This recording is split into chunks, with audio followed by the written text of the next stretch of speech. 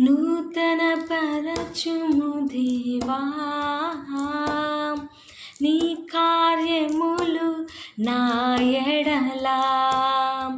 నూతన పరచుము దేవా నీ కార్యములు నా ఎడలా. సంవత్సరాలెన్నో జరుగుచున్నను నూతన పరచుము నా సమస్తము. సంవత్సరాలెన్నో జరుగుచున్నను నూతన పరచుము నా సమస్తము. పాతవి గతించిపోవును సమస్తం నూతన మగును.